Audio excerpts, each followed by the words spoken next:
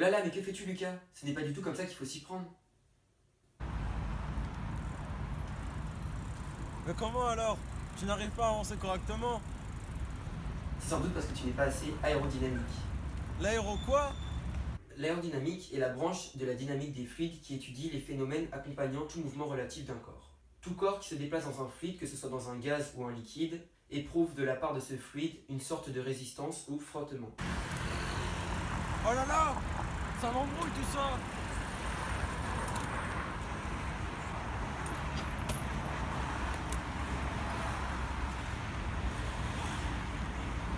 Je vais continuer à pied, je serai plus rapide. Très juste. Il n'empêche qu'il serait plus rapide à vélo, s'il faisait un effort sur sa posture. En effet, à une vitesse équivalente à 25 km/h et un vent considérable, on pourrait trouver plus astucieux de courir ou de marcher que d'être sur un vélo. Cependant, vu de face, on peut apercevoir une silhouette allant à l'encontre du vent presque similaire. On peut alors se demander pourquoi il est plus difficile de rouler à vélo que de marcher ou de courir. En fait, c'est dû au coefficient de traînée, qui est exprimé en fonction de la vitesse, de la taille et de la forme du mobile. En effet, sur un vélo, beaucoup plus de matière subit une pression qui s'oppose à la marche. Il faut donc vaincre la résistance à l'air avec un couple cycliste-vélo le plus homogène possible. Contrairement à la course à pied qui atteint une limite difficilement modifiable au bout d'une certaine limite, le vélo a des possibilités bien plus grandes quant à l'aérodynamisme du sujet, ce qui va pouvoir avoir un certain impact sur les performances du cycliste. C'est donc pour cette raison que nous allons nous appuyer sur le vélo pour montrer que l'aérodynamisme a un rôle très important dans les performances du cycliste. Mais dis-moi, Jamy, il doit être très aérodynamique lui. Il me double sans aucun effort. Il doit être surentraîné. Eh bien, pas que. On peut voir qu'avant de sortir ce matin, il s'est bien préparé. Il est dans une position bien spécifique et en plus de ça, il a un vélo haut de gamme qui lui permet de mieux combattre le vent. La résistance aérodynamique est la somme de deux forces, la traînée et la portance. Ah oui, j'ai entendu parler de cette force de portance. Elle peut faire décoller des voitures. Mais dis-moi, Jamy, je risque rien si je suis sur mon vélo, hein? Pas d'inquiétude Lucas, au vu de la vitesse de déplacement d'un cycliste, la portance est une force négligeable. À grande vitesse en cyclisme, c'est-à-dire à un kilométrage supérieur à 45 km/h, plus de 90% de la résistance est liée à l'aérodynamisme. En cyclisme, l'air circule le long du cadre, du corps et des roues dans le sens inverse du déplacement du cycliste. Comme c'est un facteur important, les fabricants de cycles fabriquent des vélos dont l'indice de traînée est de plus en plus faible afin de limiter les résistances.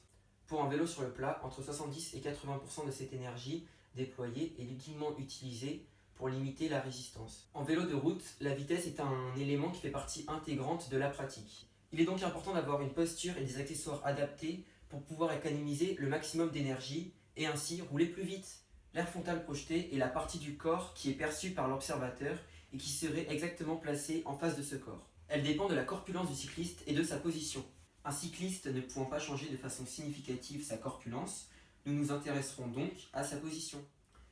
La résistance aérodynamique est directement proportionnelle à l'air frontal projeté du cycliste et de sa bicyclette, ainsi que au coefficient de traînée. Plus le cycliste sera rapide, plus il rencontrera de résistance. Si le vent vient de face, la résistance aérodynamique sera très forte. Très logiquement, si le vent vient de dos, la résistance aérodynamique sera très faible. Nous allons essayer de comprendre la résistance aérodynamique de deux cyclistes, l'un en position haute, l'autre en position basse. La résistance aérodynamique est égale à 0,5 fois la masse volumique de l'air, qui est environ égale à 1,225 kg par mètre cube, c'est la moyenne en France, fois le coefficient de traînée, que l'on ne peut pas calculer ici, fois l'air frontal projeté, fois V carré, qui est la vitesse d'écoulement du fluide sur un corps, ici l'air.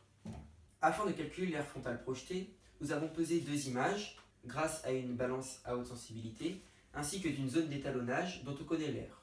Il suffit ensuite de calculer le ratio entre la masse de cette image et la masse de la zone d'étalonnage, puis de multiplier ce ratio par l'air de la zone d'étalonnage exprimé en mètres carrés. La zone d'étalonnage étant un carré de 5 cm de côté, son air est donc de 0,0025 mètres carrés. Nous pouvons donc observer que lorsque un de ces 5 termes augmente, c'est la résistance aérodynamique en elle-même qui augmente. La résistance aérodynamique, dans des conditions similaires, est donc bien supérieure quand on est dans cette position que dans celle-ci. Bonjour, l'hippodrome de Longchamp est le repère de tout bon cycliste parisien. C'est une boucle de 3,6 km où les cyclistes viennent ici pour s'entraîner. Certains skis peuvent atteindre la vitesse de 50 km/h. Monsieur, s'il vous plaît. Bonjour monsieur. Bonjour. Je peux faire un petit test avec vous? Oui, pas de problème. Ah mais je vois que votre vélo est équipé d'un capteur de puissance. Bien sûr. Ça permet de pouvoir savoir l'effort fourni durant tout le parcours. Oui, en effet, oui. Donc vous voulez bien faire un petit test? Pas de problème. Hein. Vous pourrez faire un premier tour dans une position élevée comme vous êtes et un deuxième tour dans une position aérodynamique. D'accord. On vous chronométrera. Ok, d'accord, pas de problème. Merci, Bon. vous pouvez y aller. Tout à l'heure. Et n'oubliez pas de garder la même puissance. Ne vous inquiétez pas, monsieur. Oh, le revoilà. Allez, on s'arrête pas, hein. Et là, la deuxième position, la position basse. Entre ce résultat-là et ces résultats-là, plusieurs secondes sont en jeu. Et peut-être une défaite.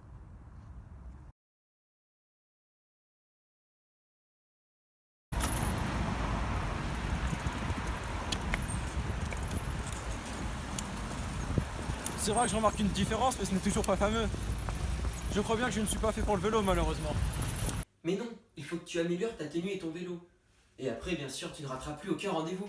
En effet, plusieurs aspects peuvent être abordés, car l'optimisation de l'aérodynamisme est en vogue chez les constructeurs de vélos de route. Et cette notion s'applique à plusieurs éléments, du cycliste jusqu'au vélo. Et l'un d'eux est le profil aérodynamique global. On parle ici de globalité car nul ne sert d'avoir une machine optimisée si le cycliste n'applique pas les bonnes règles sur son équipement. L'objectif ici est d'aller plus vite en gardant la même puissance sur les pédales. De plus, une bonne aérodynamique favorise d'autant plus le cycliste et sa machine par vent fort. C'est donc pour cela que nous avons pu voir avec Sabine que les cyclistes adoptent un véritable dress code. Avec une tenue de vélo ajustée aux cyclistes, c'est-à-dire qui ne flotte pas, afin de diminuer, bien évidemment, la résistance. Même les casques sont travaillés pour que l'air glisse mieux sur leur surface. Impossible donc de gagner des secondes avec des tenues d'hiver ou des coupe-vents. Hein Fred ?